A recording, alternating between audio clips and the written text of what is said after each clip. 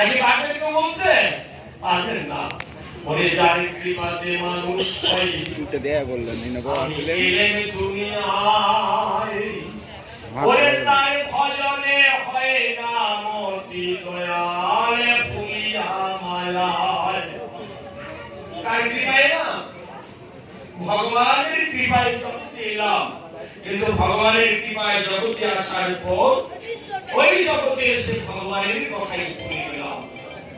তাই বলছে যার কৃপাতে মানুষ হয়, আমি এলেন দুনিয়ায়, ওরে তার ভজনে হয় না মতি দয়াল ভুলিয়া মালায়। ওই আমার সৎসঙ্গে নাই সদ্ব্যবহার, ওই অসৎসঙ্গে সদাই বিহার। আজ প্রমাণ করে দেখবি, এখানে ভাগবত পাঠ হচ্ছে, পাশে নাটক হচ্ছে, গিয়ে দেখবে নাটকে বলছে হাজার হাজার ভক্ত, আর ভাগবতে আসলে কেন? কেন? এটা প্রকৃতির প্রভাব। তাই বলছে আমার সৎসঙ্গে নাই সদ্ব্যবহার, ওই অসৎসঙ্গে সদাই বিহার। আমার বদ্ধ রইল ভক্তির দুয়ার, মুক্তির সন্ধান কিসে পাই? আমি এবার মরলে মানুষ হব দয়াল, সেই ভরসা নাই। ওই বিষয়ের আগে বিষের বাসায় বিষাক্ত মন, ওরে কুচিন্তা কুকর্মের বসে দয়াল শততম গুণ।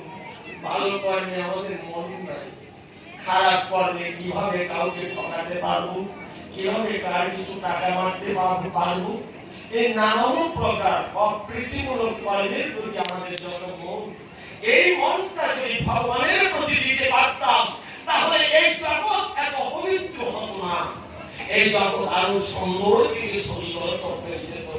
তাই বাবা আমি আপনাদের চরণ অনুরোধ করব, যতক্ষণ পর্যন্ত এই মনটাকে আমরা পরিশুদ্ধ করতে না পারবো, ততক্ষণ পর্যন্ত আমাদের কল্যাণ হবে না। যেমন এই মনটাকে পরিচ্ছন্ন করতে হবে কি দিয়ে? বাবা, বাহিরে যদি আপনার গায়ে ময়লা লাগে, আপনি সাবান দিয়ে ন্যাকড়া দিয়ে নদীতে গিয়ে অথবা পুকুরে গিয়ে ধুয়ে আপনার দেহের ময়লা পরিষ্কার করতে পারেন। কিন্তু আমাদের যে বাহিরে পরিষ্কার, কিন্তু ভিতরের ময়লা আবর্জনা পরিপূর্ণ। এই ভিতরের ময়লা দূর করব কি দিয়ে? যতক্ষণ পর্যন্ত ভিতরের ময়লাগুলোকে পরিষ্কার করতে না পারবো, ততক্ষণ পর্যন্ত আমরা গোবিন্দের দর্শন পাবো না। তাই এই ভিতরের ময়লা পরিষ্কার করার জন্য যারা ভাগবত পাঠ করেন, দেখবেন একেবারে সারাংশে বলা আছে, এই ভাগবত এতই পবিত্রতম, এই ভাগবত পাঠ করলে আপনার ভিতরের যত ময়লা আবর্জনা চাওয়া পাওয়া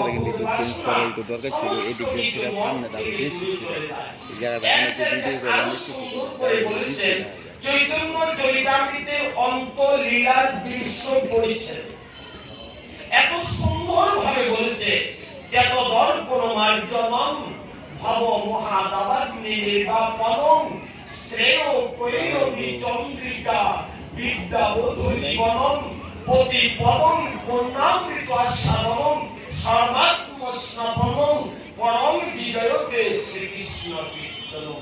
পরে মানুষ, প্রতিটা মানুষের হৃদয় মন্দিরে আমি ভগবান আছি, কিন্তু মায়েরই জগতে এই ময়লা আবর্জনা পড়ে তোমার মনের মধ্যে একটা প্রলেপ পড়ে আছে। এই মনের ময়লাকে যতক্ষণ পর্যন্ত তুমি দূর করতে না পারবে, ততক্ষণ পর্যন্ত তোমার ভগবানকে তোমার হৃদয়ে দর্শন করিতে পারবে।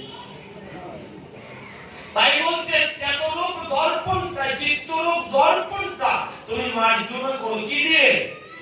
ও বাবা, বাহিরে যদি কাপড়ে ময়লা লাগে সাবান দিয়ে ধুই, সাবানে না গেলে হুইল পাউডার দিই, হুইল পাউডারে না গেলে ব্লিচিং পাউডার দিই, ব্লিচিং পাউডারে না গেলে লন্ড্রি দিই, তারপরে পরিষ্কার হয়। কিন্তু ভিতরের ময়লা কি এগুলা দিয়ে ধুতে পারবেন? পারবেন না। তাই বলছে এই ভাগবত অমৃতময় তত্ত্ব কথা যদি মনোযোগ